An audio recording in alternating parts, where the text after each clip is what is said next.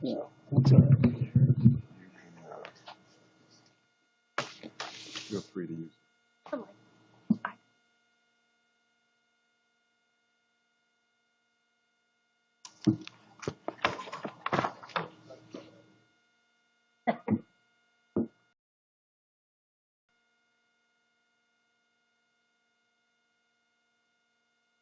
Clerk, are we ready to go?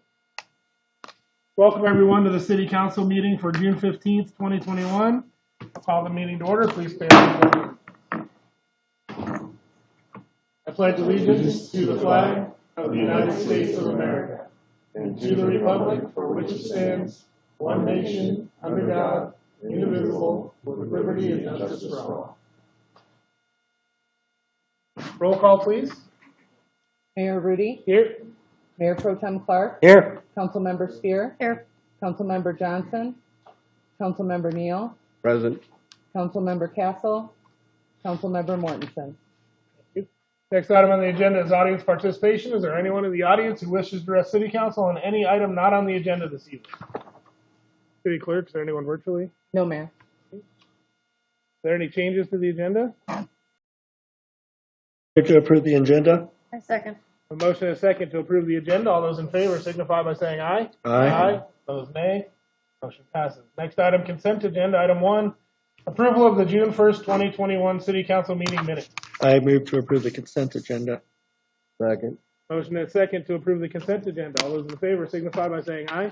Aye. Those nay. Motion passes. Next item, new business, public hearing. Consideration of ordinance number 745-21 and ordinance repealing and replacing chapter 18.09 of the Evans Municipal Code, the sign code, first reading. I will open the public hearing and hear from staff. Thank you, Mayor. Good evening, members of the council. Our sign code is an important part of our overall land use code, and we have been working on an update to address current trends in sign regulation, and we're consistent with all current standards. This item, as council will certainly know, was the subject of a work session for council a couple meetings ago, one meeting actually ago, and the Planning Commission has also reviewed the item and recommends it for your approval. At this point, I will turn over to our Community Development Director, Ann Bess Johnson, for a summary of the item and the recommendation tonight. Thank you, Mayor Rudy, members of council, and thanks, Jim, for the introduction. So this evening we are, this is the same presentation that you had at the work session a couple weeks ago. Nothing has changed since your presentation, and it did go to Planning Commission, and they said let's forward their recommendation for approval as written to. So this evening I am presenting Planning Commission's recommendation of approval for the sign code. Again, we are not making substantive changes to the sign code at this time. It really is a scrubbing of the sign code for content neutrality. There are a few things that have been added to the sign code or beefed up a little bit. One is further developing that intent and purpose of the sign code, to provide examples of like the drawings on what is a pole sign, what is a monument sign, because believe it or not, sometimes those things can be interchangeable and pretty confusing. So the graphics are nice. It adds a little bit of definition. Providing for signs that are exempt from permits. And one of those examples could be temporary event permits, such as we see out during the election time, or yard sales, or when you're selling your home. And we had originally square feet in certain areas would be the maximum square footage of those signs that anybody could have, the temporary sign that folks can have in their front yard. Planning Commission thought about that and really wanted to go up in square footage allowance, so we accommodated that. The other accommodation was made for electrical signs. Allison Moding from the City Economic Development Department sent this out to all businesses in Evans, including Built Right signs and Big O tires. And Big O and Built Right contacted us after we sent everything out for their review back in March and April. And they wanted the electronic signage to go from, I believe it was 24 square feet allowance to 32 square feet, just because when you go that small signage, then it kind of defeats the purpose of having something so small. So we agreed to just go up eight additional feet. We thought that was a pretty small increase to accommodate their request. And then we discussed, again, temporary signage and then off-premise signage. And then changes in addition to the content neutrality. This is what we've discussed. We added the diagrams, the square footage, the electronic messaging. We consolidated sign types into 4 categories, which will make it be easier. And then we amended the violations section of the sign code to reference back to Chapter 1 after some of those changes have been made recently to 1.16 and 1.17. And then also, because we know that Evans will continue growing, we added a comprehensive for large-scale developments. And again, this would be if Evans would ever get a really large subdivision, or let's say, something like a larger commercial complex where it was a uniform, everybody needs the same type of signs and monument signs, that we could approve all of that under a big comprehensive sign plan. So at this time, that concludes staff's presentation, and I am here to answer any questions that you may have. Thank you. The public hearing, is there anyone in the audience who wishes to speak in favor of this item? Virtually? No, Mayor. Is there anyone in the audience who wishes to speak in opposition of this issue? No, Mayor. Questions of staff from council? I have none. I have one. With the update on the code here, are some signs going to be grandfathered in? If there is a sign right now that doesn't conform to this new code, it's not going to conform to the current code because we haven't changed a lot in this update. It would be considered a non-conforming sign, and there are standards for how can you change a non-conforming sign and at what level before you have to bring that sign into conformance. So non-conformity and grandfathering are kind of the same thing. And so all the current signs that are out there are somehow either non-conforming with a permit to be non-conforming, or we've already corrected the problem. So this is not going to affect anybody. It shouldn't affect anyone negatively, again, because the content of our code really isn't changing, except for making allowances for more versus taking things away. Member Neal, any questions? No other questions? I'll discussion. Pretty straightforward. I'm in favor of it. Else? No, this is exactly what we saw at the work session. It all makes sense to me. I'm in favor of it. If there's no other discussion, I'd entertain a motion. I move to approve ordinance number 745-21 on first reading. Second?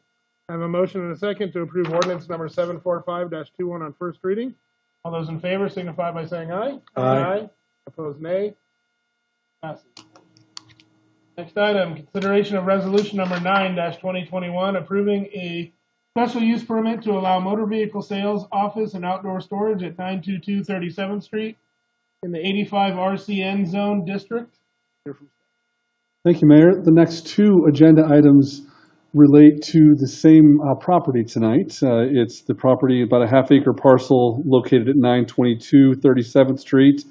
The item before you at this moment is an application for a special use permit for that property, and I'll ask Ann Bess Johnson to summarize. Thank you, Jim, Mr. Mayor, members of City Council. Here we go. Sorry. All right, so this is a special use permit for the property formerly known as the Flea Market Building in Evans. It is on the southeast corner of Highway 85 and 37th Street. The footprint of the existing building is not changing at all. It is located within the 85 overlay district in the RCN zone district, which requires a special use permit for motor vehicle sales and outdoor storage. The use of the facility as an office would have been a site plan, but after talking, and the applicant originally submitted a site plan for this. After talking to the applicant and their representative, we determined that it would be beneficial for the site long-term to go ahead and include these other uses, because it would bring greater value to the building and to their potential use of that building. So that's why we came in then with a special use permit. So there are existing access points. One will be right here to the north of the building. There is an access garage door right here. And if it's for classic cars and collector cars, and if those cars can't make it up this incline, they can come and drive across this area down here, and then there is another overhead garage door in approximately this location. That's not intended to be a frequent occurrence, but in the event that they need access, that's how they will come in. The applicant is suggesting making some improvements to come into compliance with not only Chapter 18 development standards, but also that 85 overlay. And the next agenda item will talk about the site improvements agreement on the timing for making those improvements. But right here, there will be some street trees on Denver Street. The property owner is doing some passive rainwater and dew collection to water these trees here. At a time where this concrete here, it's in pretty rough shape, and eventually that's going to need to be replaced. So at the time that that is replaced, the asphalt along here will be removed and trees and shrubs will be planted in this area. There will be a new cedar fence, or a fence that complies with the 85 overlay district, installed along. Link fence will be removed. And in Evans, the design standards are that they have to have 1 tree and 5 shrubs for every 35 feet of frontage. And this posed a special consideration that staff needed to make, because if you put the fence up here, you're not going to see the shrubs behind the fence. And there is a little slope issue here that if you then move the fence into the property, there's an easement here and a slope here. You'd have to bring those shrubs in pretty tight. So instead, the applicant offered to put in more trees to accommodate the offset for not being able to see those shrubs. So that was a nice accommodation that was made there. And then there will be an extra tree right here to help screen the outdoor storage from this property to the south. Again, the next hearing item, if you all approve this special use permit, will be to consider that site improvements agreement. And the property owner really is offering a nice way to clean up this corner. And it's an important corner. It's an entrance into Evans as well. They've already made a lot of improvements to the building itself. So it's nice to see that happening. Now, Planning Commission did review this again back in the end of May. I had to think what month we were in, sorry. But this is a standard process flow for any special use permit in the city. The first one is applicants do meet with staff, and we talk about all of the options. We talk about the processing and the expectation for design standards and the application process. Then we process that application, and that includes sending it out to referral agencies on staff, discussing some of those nuances that, you know, the code is never clear cut, and how can the code be applied consistently to all properties. Then we finalize staff comments, we schedule hearings, we meet with the applicant. We provide surrounding property owner notice when the application was received in December. And again, prior to this hearing, we published the notice in the Greeley Tribune and a sign was posted on the property. And then on the 25th of May, we had the Planning Commission hearing. And then tonight, we're bringing forth the Planning Commission's recommendation for approval to you for your consideration. So in the code, there are criteria for approval for a special use permit. And rather than read this criteria to you, there are 7 criteria for approval on this slide. And in your packets, it indicates the staff report or the how the criteria for approval were met, but let the record show that they are on the slide and that we did, discuss the criteria for approval. So at that point in time, I know that the applicant and his representative are present. They may have a presentation, they may not, but they might want to come up and answer any questions that you may have that I can't answer. And that concludes staff's comments. The applicant want to say anything on behalf?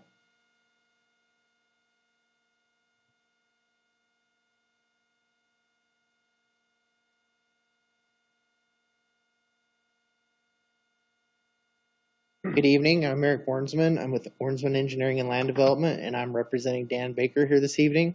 I did want to say thank you very much to staff and working with us on this application. It obviously had some challenges for the applicant to kind of bring that existing building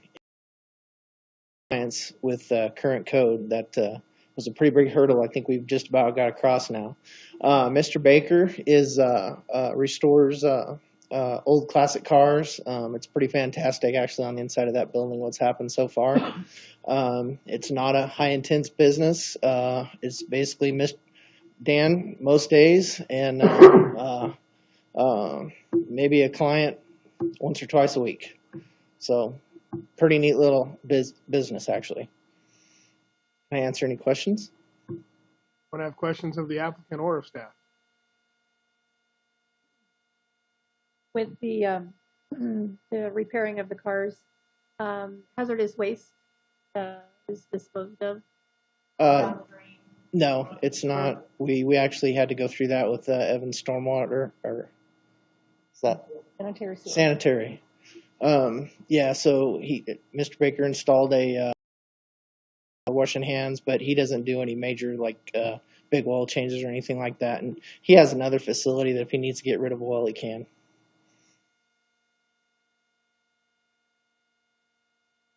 There's going to be any outdoor storage, so there will be some vehicles on display outside. Probably not vehicles, more like a trailer or something. And would it be fair to say that wouldn't be all the time, Dan? Just be like a garden shed, possibly.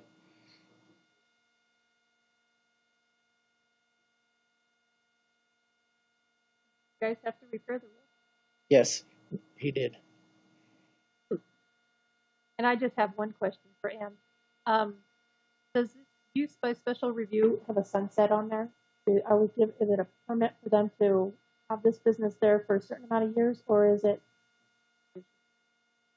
This particular special use permit, we did not condition for a certain period of time. As long as they remain in compliance with the special use permit, with that the site plan, that they're set to operate office, motor vehicle sales, and outdoor storage in conformance with this plan and the improvements agreement.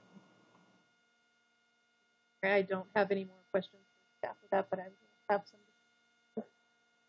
Councilmember Neal, any questions of staff or the applicant? Sure.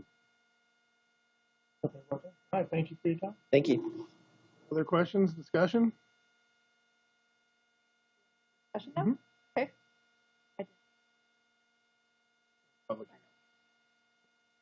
Public hearing.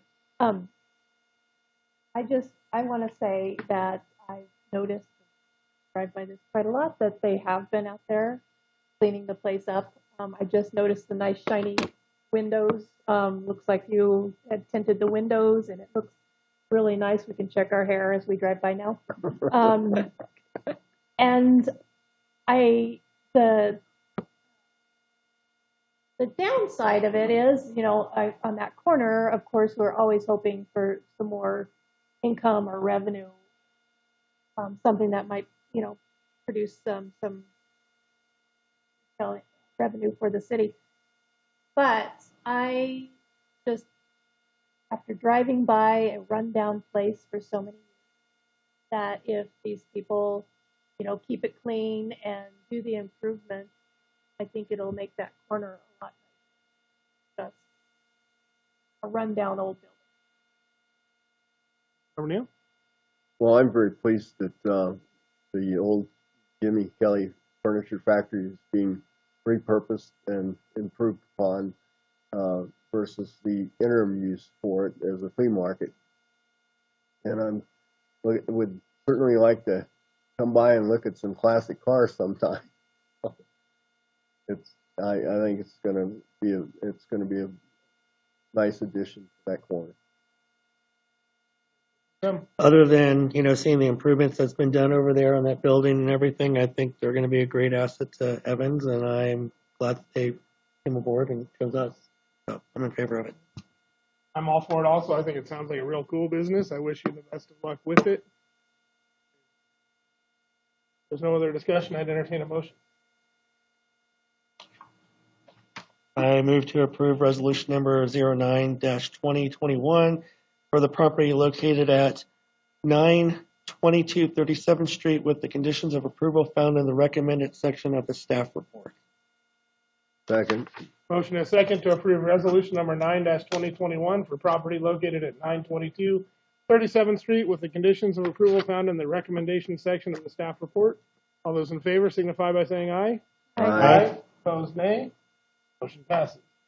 Next item, consideration of approval of the site improvements agreement for Dan's Garage, 922 37th. Thank you, Mayor. This agenda item pertains to the same property, 922 37th Street. This would be consideration of the site improvements agreement that would ensure that the city's development standards are complied with and that everyone's clear on who's doing what as the property is developed. With that, I'll turn it over to Ann Bess Johnson for a summary of the approval of the recommendation. Mr. Mayor, members of council, and Jim, thanks for the intro. This is a special site improvements agreement. You're fairly hefty development agreements for big properties. With the assistance of City Attorney Scott Krog, a lighter site improvements agreement has been developed. And in this particular case, this is a very light improvements agreement because it discusses the timing and phasing of the landscaping improvements as well as the removal of that non-conforming sign on the property. So there are standard items that you would see in a regular development agreement, and that includes the warranty requirement on this is not required because if they don't comply with the phasing that's in this for their landscaping, their land use permit can be revoked. So they understand the consequences of not following through with the site improvements agreement. The term is for 2 years, and that is standard.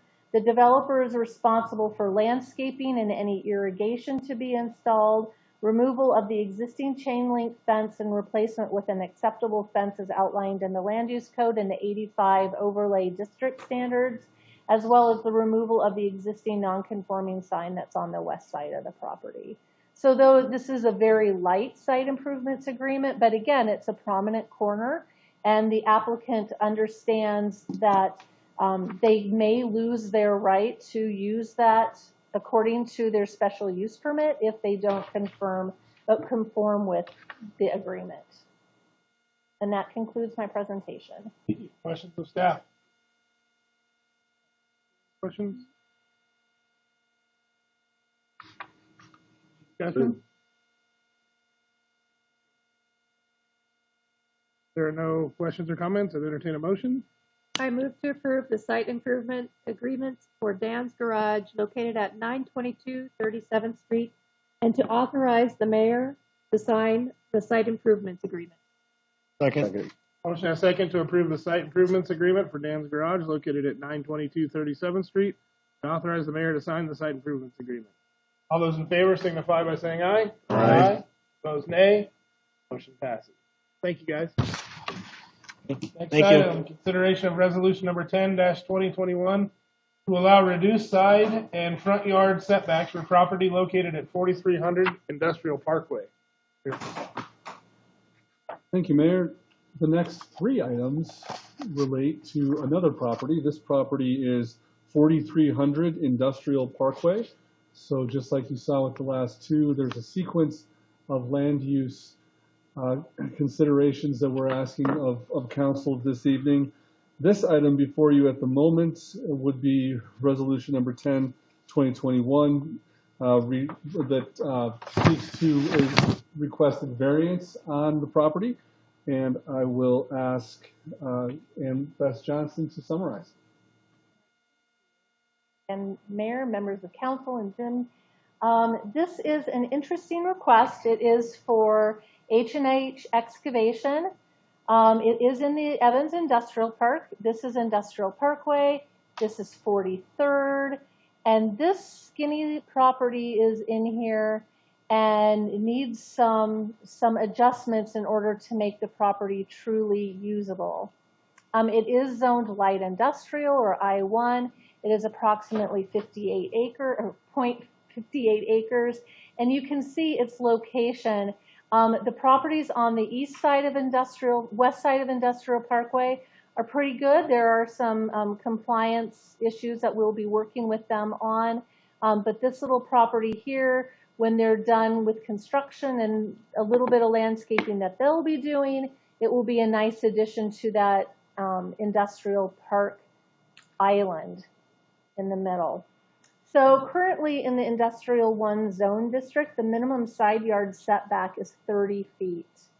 The applicant has requested that this setback be reduced to 10 feet.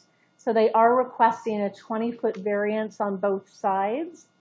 Also, the minimum front setback is 25 feet, and the applicant has requested that that setback be reduced to 11.9 feet. So about in half of what they are allowed. And that 11.9 feet is at their closest point.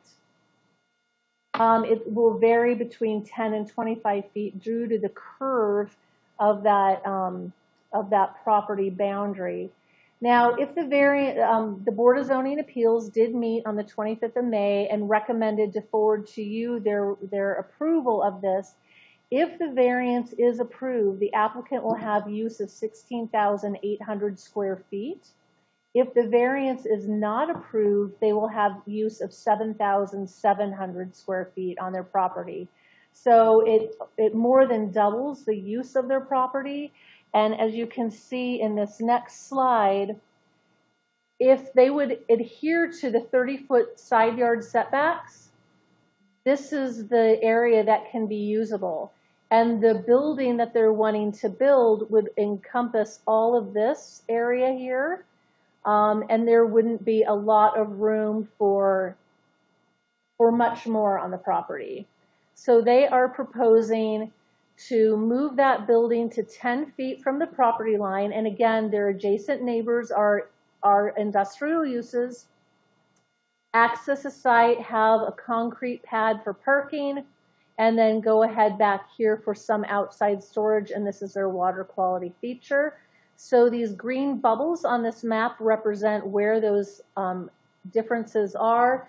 This is the closest here where that's that 11.9 feet, and this is also a variance request, but not as large as that southwest corner.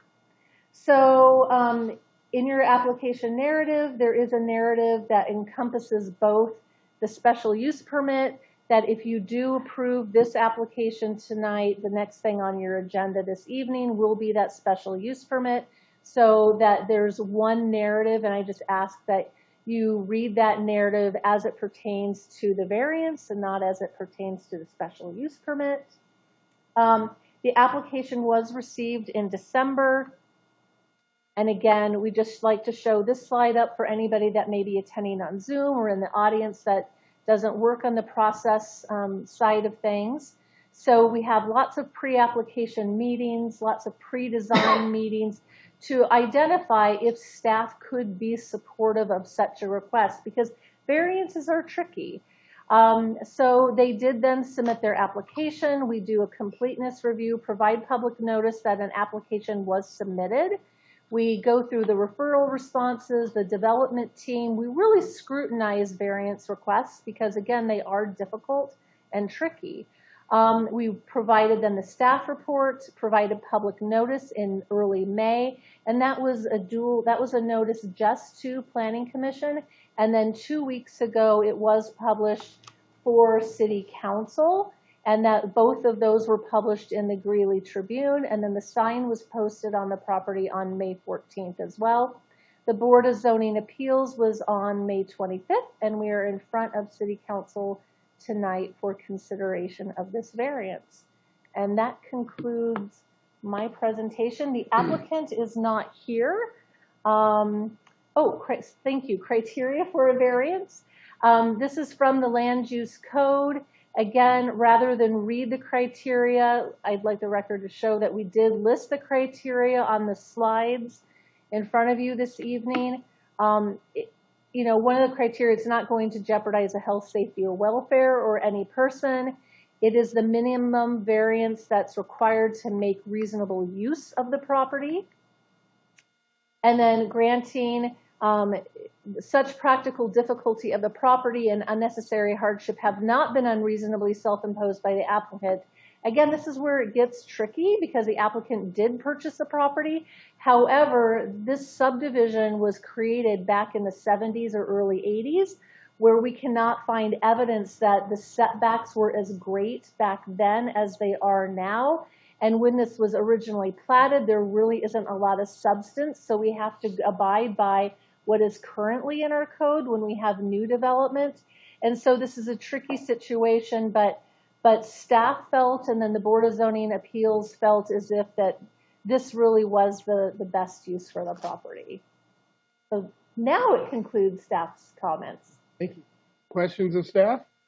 Mayor Pro Tem? So in the beginning of the presentation, you talked about there were some compliant code issues. Is that with this property or surrounding properties in that area? That's surrounding properties in the area. And thank you, Mayor Pro Tem Clark. The point I was making is that as we bring new development into that center part of Industrial Park, they're having to meet the current standards of the code.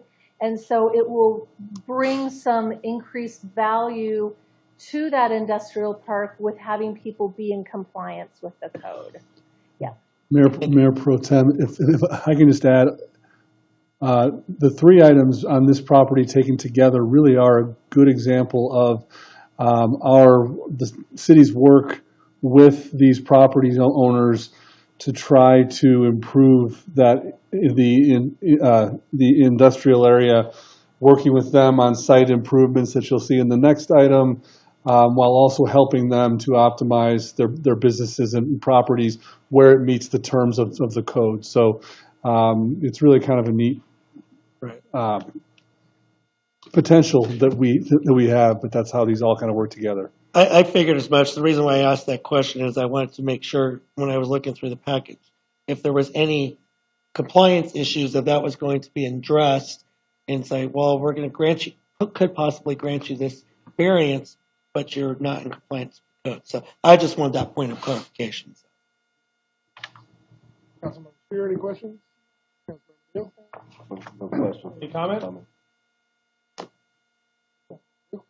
Well, I've always wondered when you get these oddball-shaped properties, if in the past anybody had ever heard of a straight line and a 90-degree angle.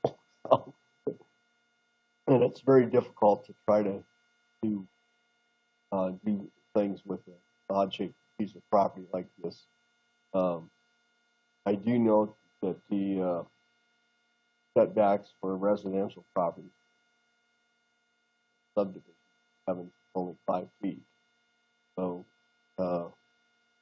I think the minimum around this is about approximately 10 feet.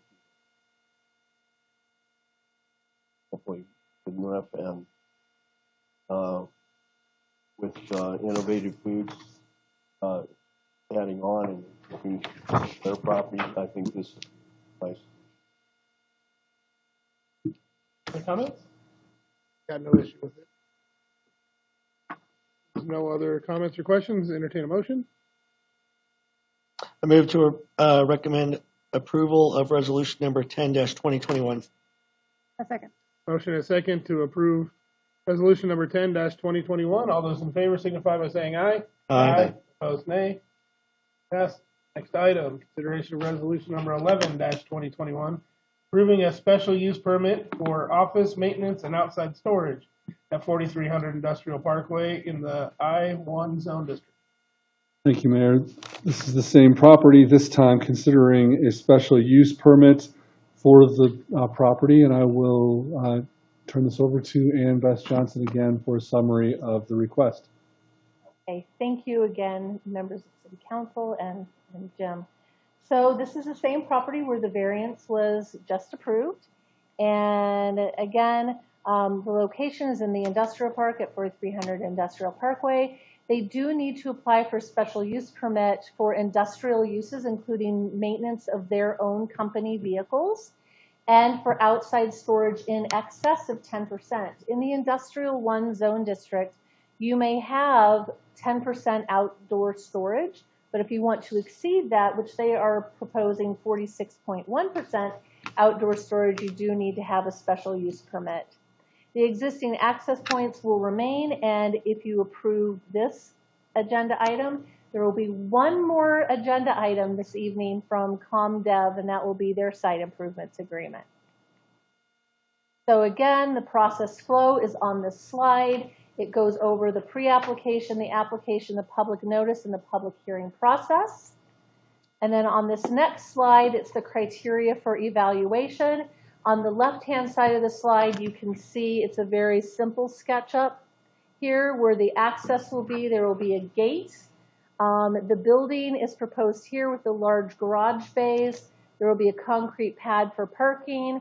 The trees around this area. There's supposed to be a tree down here by the water quality feature, but after talking with Efren, we decided instead of having this tree down here and it's kind of setting it up for failure, a lonely tree down there, and are they going to put drip irrigation all the way down there for the tree? The applicant said that they would be happy to move the tree up closer to the building where it makes a little bit more sense.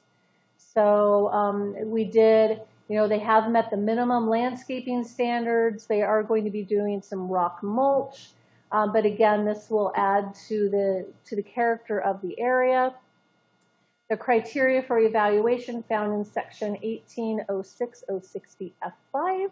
Staff and Planning Commission did find that this application met that criteria. And rather than read that, we'll just let the record show that we did show that information and referencing Planning Commission minutes. And with that, that concludes staff's comments. Staff, Mayor Pro Tem, Have none? here. Would you explain this water feature? Is that just a drainage from their property onto like a lower? Yes, every property right now in the industrial park and throughout Evans is required to have on-site detention. And so this is that water quality feature for stormwater management. I'm sure you know that trees don't need friends. What did you say? Trees don't need friends. They grow quite well if you just water them with a bucket, but I guess we have irrigation. Make them have a drip system. I just go water my trees. Thank you. I'm just saying, in the future, I mean, if there's a solo tree, it can be watered. Oh, yeah. I mean, water them. So ways. Councilmember Neal, any questions? Well, the applicant's not here. When I was reading through some of this, I was very curious. It said that they were going to store some of the excavation equipment that was more sensitive to the elements. And I thought excavation equipment normally gets dirty, muddy, wet. What kind of equipment do you need indoor storage for? So that was my curiosity question for the applicant. And Councilman Neal, I don't know their industry. They've just indicated that they have some sensitive, like hydraulics, and they are, a construction contractor, and I didn't question the need for indoor storage. Well, yeah, given the nature of the business, it's like, well, it's gonna get dirty and muddy and wet. Why is it extra sensitive? It needs to be stored inside. So I was just wondering what kind of equipment that would be. So the construction sites have a lot of theft. Mm-hmm. So if they have something that's valuable and the ability to store it inside, although it wouldn't prevent someone from stealing it, it would probably at least be a deterrent. Yeah.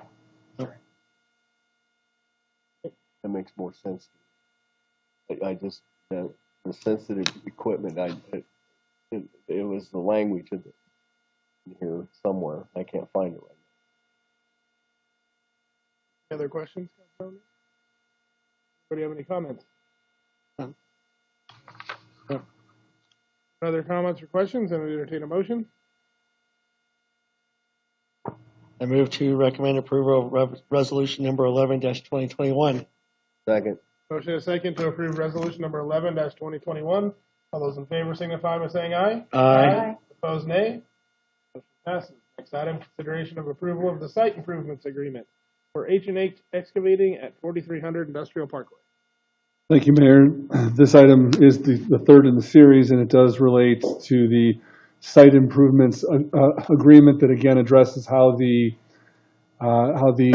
applicant in this property will come into all compliance with our development standards.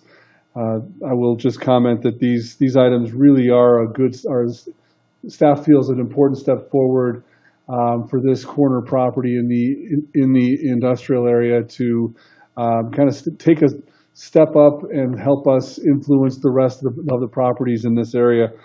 And with that editorial comment up front, I will turn it over to Ann Bess Johnson to speak more about the details of the improvements agreement.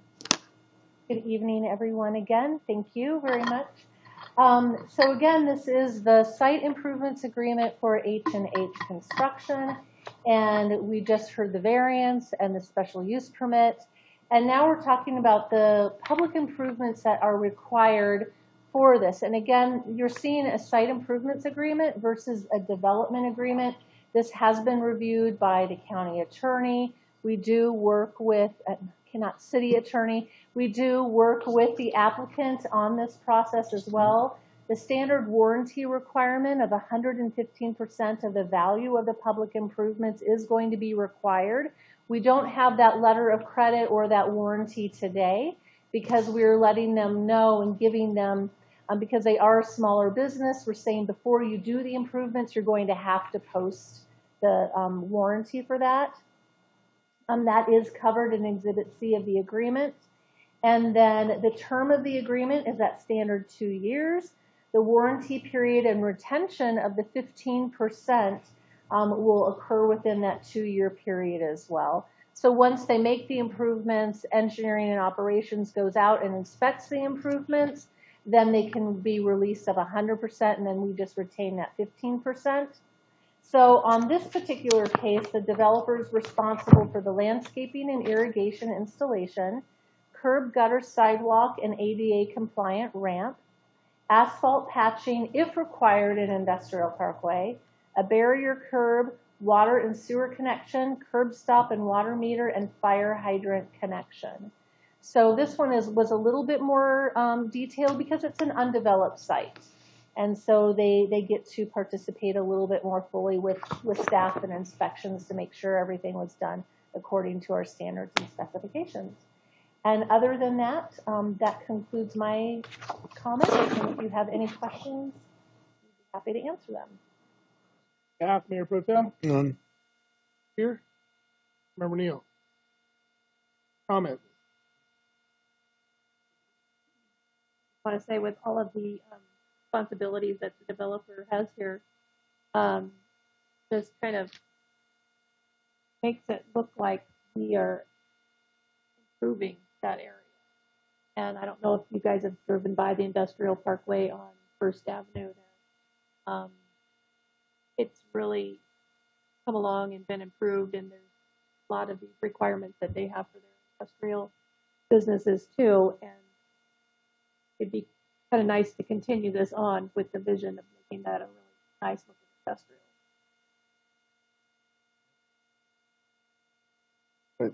I have a question. Isn't H&H one of the vendors that passed? Yes, Councilmember. Any other questions or comments? Would I entertain a motion? I move to approve the site improvement agreement for H&H Excavating and to authorize the mayor to sign the agreement. Second.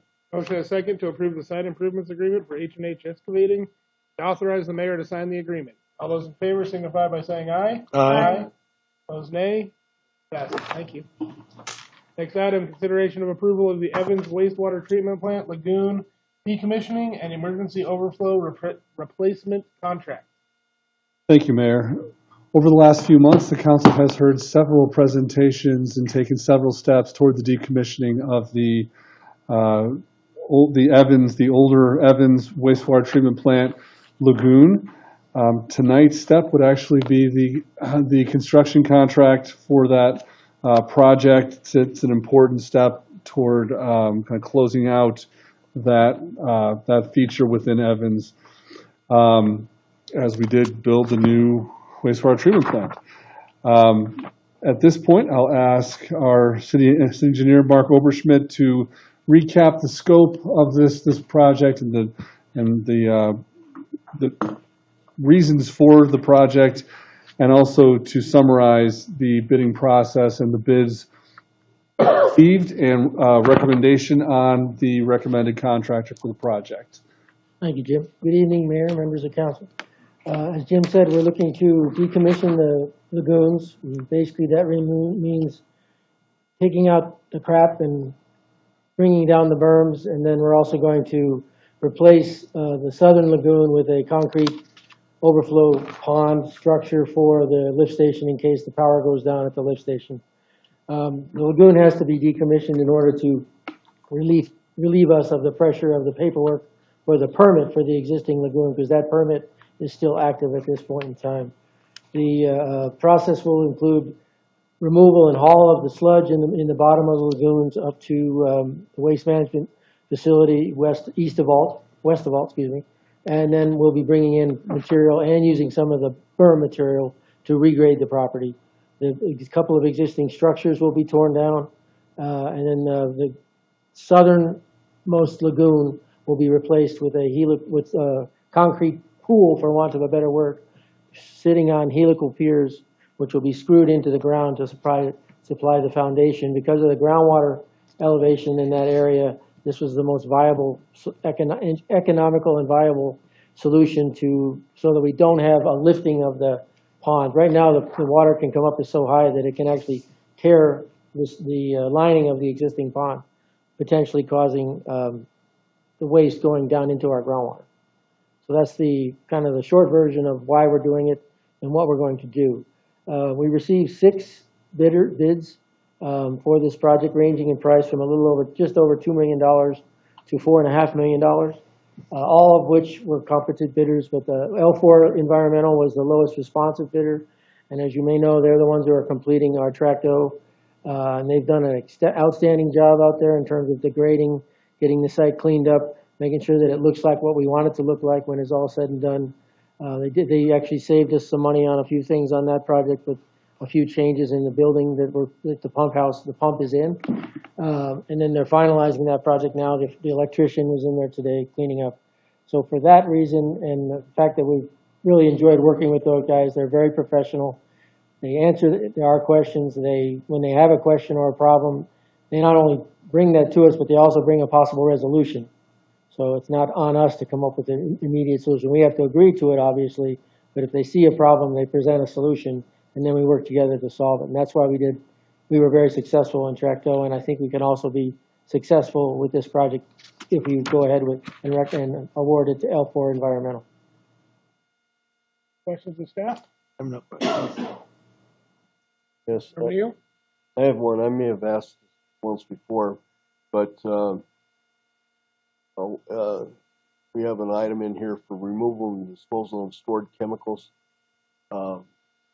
Why are we paying somebody to remove them rather than, are they unusable for use? I believe the chemicals that are stored in the building have to be removed because we can't leave them there because the building is going to be gone where they're stored in right now. So they have to be taken off site. So we can't leave them out in the open. So they have to be removed off site. But they can't be used at the new wastewater treatment plant? Randy's shaking his head back. Not useful, they're used for a process that was used as the The lagoons, it's more of a, how do I say this?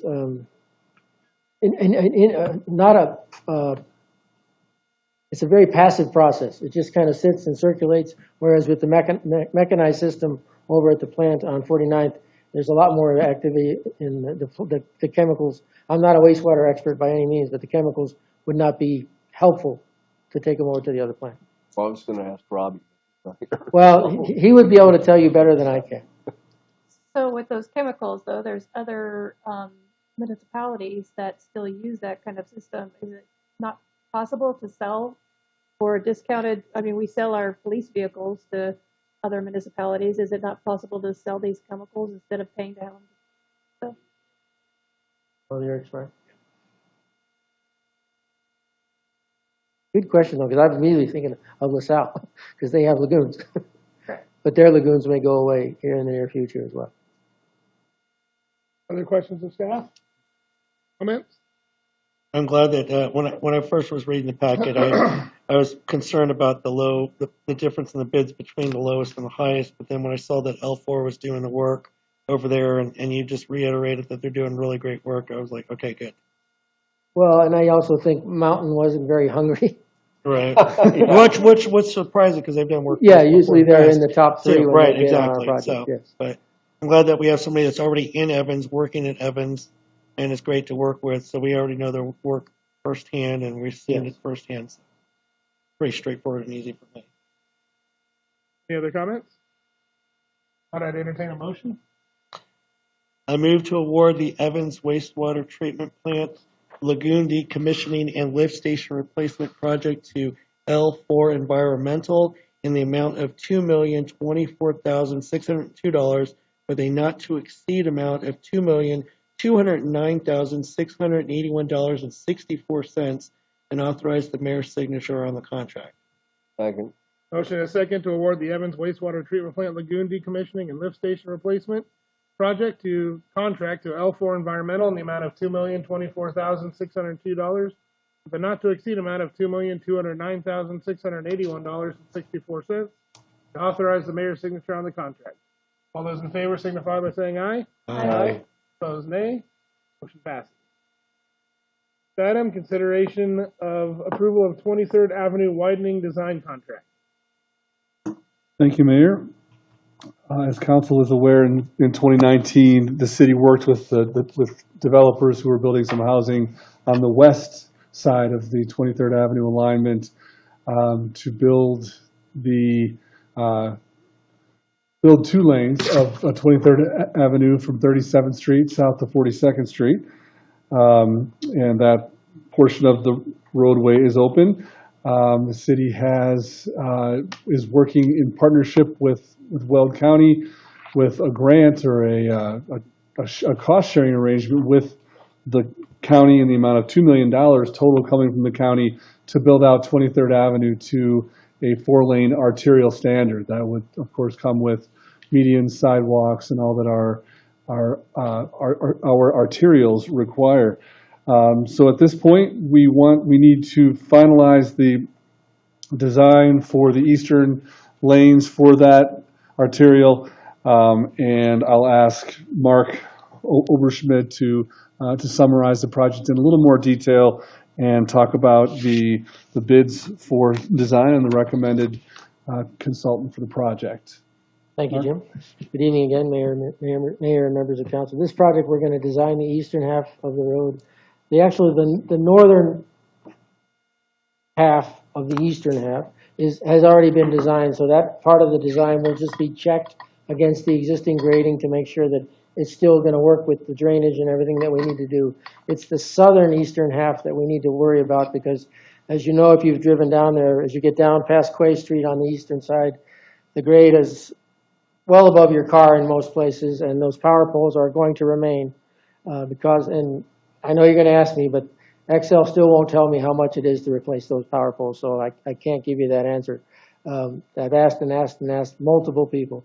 But there's 2 power poles in particular that are about 4 feet above the finished grade at the base of the pole is about 4 feet above the roadway, and we cannot change that because the poles are designed such that the bottom portion of the pole is treated and can be underground and not rot, whereas the upper portion of the pole is not. So if we were to try to lower that, we could potentially pose a risk to the driving public if the pole were ever to be hit, knocked over, etc.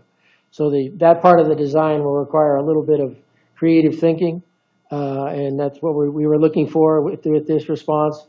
We were looking for people that had ideas on how to mitigate those kind of risks and other risks that might be associated with the project in order to save us money and ultimately have a successful project. We also looked at other items, and I tell my guys when they take a proposal, you read the proposal first, you look at their qualifications, you look at their ideas, and you rank them just based on that. And then we add the score in at the end, the fees in at the end.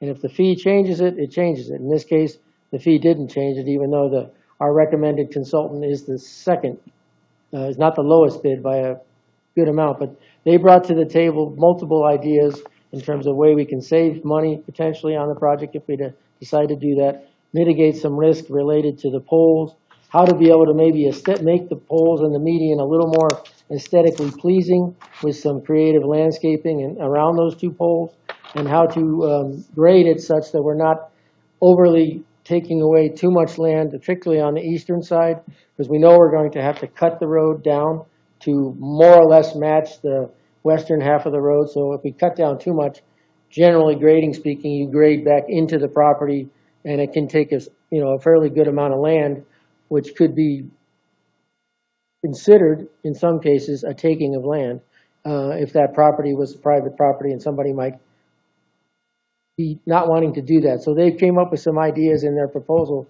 to limit the amount of grading that would be done on the adjoining property on the east side, particularly the property from the north side of Mission Homestead all the way to 42nd Street. And they also looked at a couple other things which I hadn't thought of. The 2 ponds that are on the east side of the road, they will be impacted by grading, so we have to look at how those are going to still be able to handle the irrigation water which they're entitled to. So that water will still be able to get to them. We'll have to plan for that, and we'll have to make sure that they have the ability to use that irrigation water. The other idea that they came up with was what about the possibility, in order to minimize our impact on those 2 ponds, is to attach the sidewalk in that location so we're not grading so far into the property. Those are a couple ideas that they came up with that the other consultants didn't, or didn't get into as much detail. The detail that they brought, the idea that they look at a project in full 3 dimensions, when you start digging, things get impacted. You find pipes, and we want to make sure that when you design a road that you're not creating a problem for existing utilities. So they actually looked at our as-built of the water line and said, okay, your profile should work with that. And those are the kind of things that they looked at the proposal level, which made me think that they can put together a successful set of plans, a good set of plans that we can then build next year. And that's why I'm recommending that we award the contract to Sanderson Stewart. And as you can see, their score was before the fee was added, they were 20 points ahead of the second place. And when the fee was added in, they were still 16 points ahead of the second place score. And I'd be happy to answer any questions. Questions with staff? Member Spear? Have we worked with Sanderson? I have worked with two of the principals at Sanderson Stewart directly. Final product design? I'm sorry? Was there the product that they designed, when it came to fruition, was it a good design? Yeah, I mean, I worked with them. I worked at a consulting firm with two guys. And I reached out to a couple of their recent consultants. They worked for Elko, and I know the manager over at Elko. I called him directly. He was really impressed with their work and their plans. I talked to Connell Resources, who did the project that they designed for Elko, and they were really impressed with their plans and their clarity and their common sense and their constructability. These guys have been doing this both guys have been doing it for a little over 25 years. So I like working with them, and I know they can do a good job. Neil, any questions? Well, it's always nice to get a bid in, proposal in, where they've thought ahead and looked at these other problems and a lot of other things people don't look at when they do the bidding process, and then all of a sudden they find the problem coming back to council with a change order and money spent. Sounds like a good company to go with. Other comments? And I'd entertain a motion. I move to award the 23rd Avenue widening design contract to Sanderson Stewart in the amount of $120,900 with $1,100, 7.5%, to be used only with the city manager approval, resulting in not to exceed amount of $130,000, and to authorize the mayor's signature on the contract. Second. Motion and a second to award the 23rd Avenue widening design contract to Sanderson Stewart, amount of $120,900 with a contingency of $9,100, 7.5%, used with only city manager approval, resulting in a not to exceed amount of $130,000, and authorize the mayor's signature on the contract. All those in favor signify by saying aye. Aye. Opposed, nay. Passes. Thank you. Next item, report city manager. Couple quick things. We touched on this in the council discussion portion of the work session, but we are celebrating today the start of non-potable water service to Tuscany. As council is certainly aware, that's a community dilemma resolved, and it's also an important savings at this point of about, I think, 70 or so acre feet of water annually in projected potable water savings. Ultimately, when that corner is built out, the total for Tuscany will be about 100 acre feet of potable water savings. So we're not quite there in terms of all of our communication and making sure that that residents know, when the kind of cost shift happens. For council's information, that will start with the bill that goes out in late July. And as I mentioned in the work session, we are working closely with the HOA so that there aren't any unnecessary misunderstandings about how that's all working.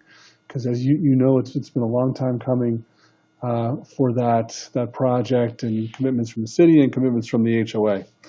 I'll also mention on a happy note, we are pleased to have some high school interns in the building these days. The city's been a supporter for a number of years of the District 6 ACE school high school internship program. We have interns. We have 6 of them, I believe, or 5 in the building this year. They're working in our IT department, in our economic development department, in the finance and customer service area departments. And I'm sure I'm forgetting one more with the clerk. Yes, sorry. Working with our clerk too. So it's always good to have their energy, and there's no cost to the city. They are paid, but those costs are paid by the school district. So program to give some career exposure to those students. And that concludes my report, Mayor. Thank you, Jim. City Attorney. Thank you, Mayor, members of council. Just one item to report.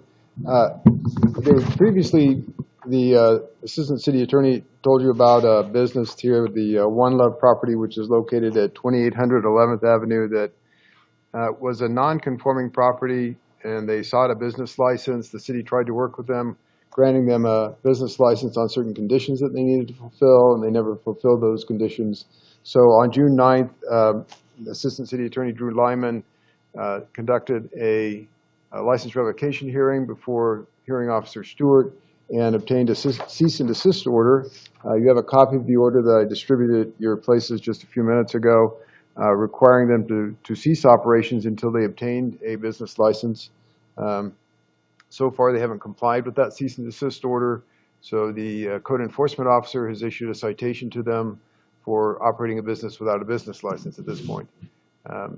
That results in a $150 penalty for the first citation, and then after a period of 7 days, they can be issued a second citation.